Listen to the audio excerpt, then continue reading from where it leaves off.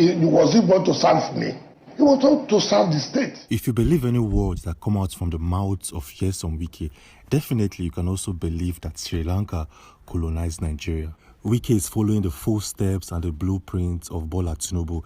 Wike is trying to create godfatherism in Rivers State. These three classifications showing right now on your screen clearly defines who this man called Wike is. He's a very rugged politician. He can do anything for his selfish interest, and he can manipulate his followers to do his bidding.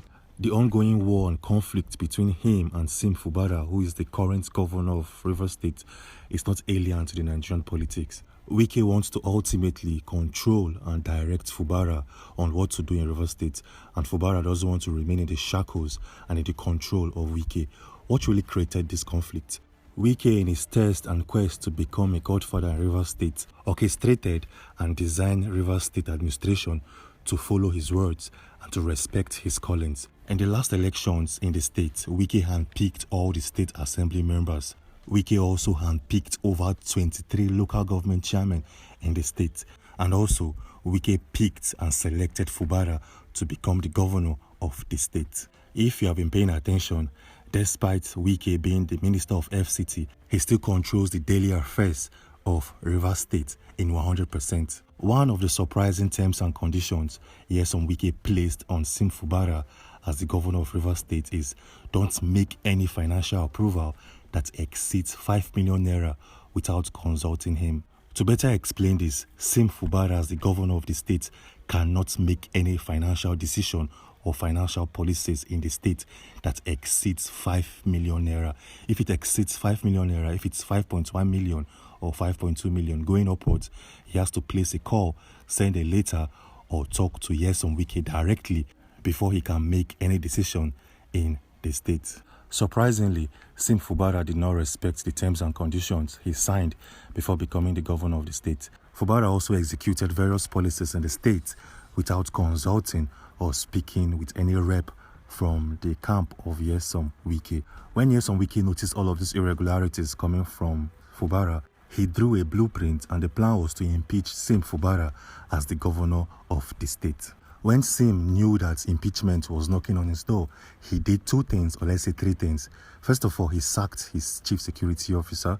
He also sacked his chief of staff. He also sacked various individuals in his camp, and other sackings will follow suit in the coming days. And this was done to make sure that he wasn't dealing with foes that he called friends. This was done to place more security in his inner chambers. And this was done to keep out any intruder coming from the camp of Nyesom Wike. Any intruder that would serve as a spy for Wike.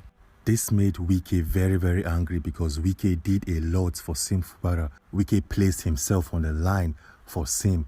Wike made him the governor by rigging the elections. Wike also shielded him from EFCC prosecution.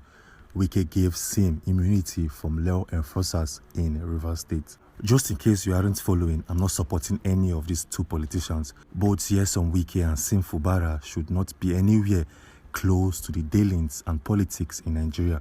Both of them are not fit and proper. Sim Fubara had no prior experience before Nyesom Wike made him the governor.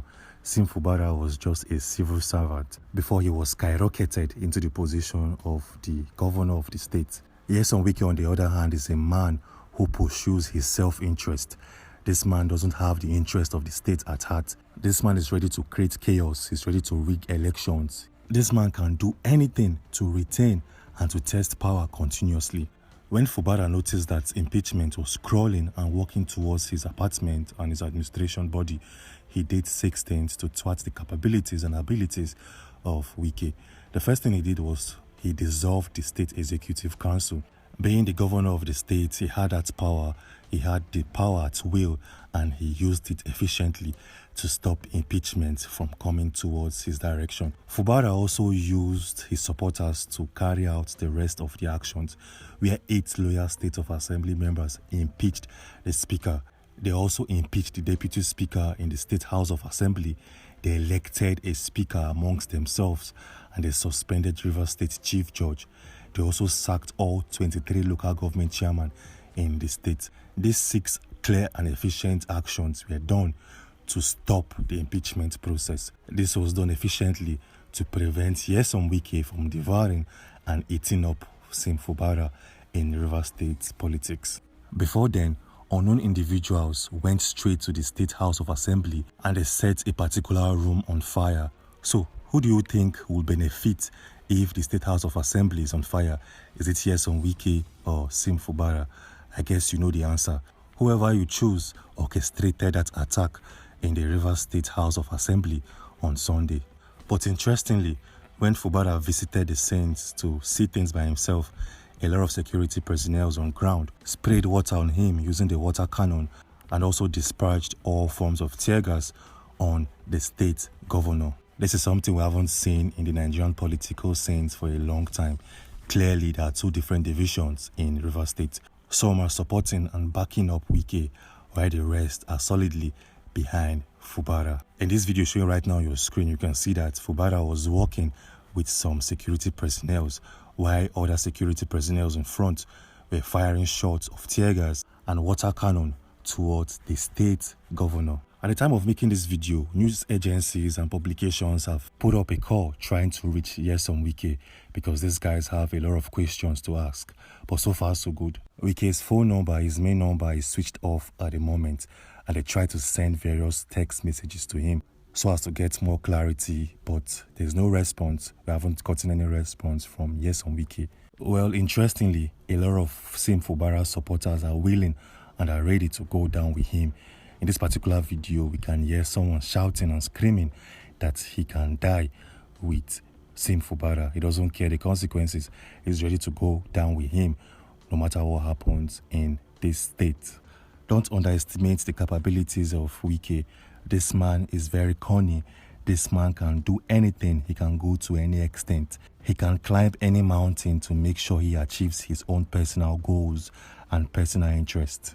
Don't forget that Nyesom Wike sold out the votes of River State in the presidential elections.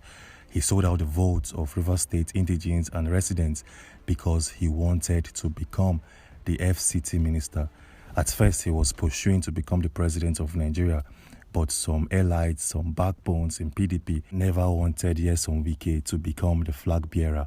And that is why he switched camp from PDP down to the All Progressive Congress. And that is why he worked against both Atiku Abubakar and Peter Obi of the Labour Party. Nyesom Wike is not a man you should mess with.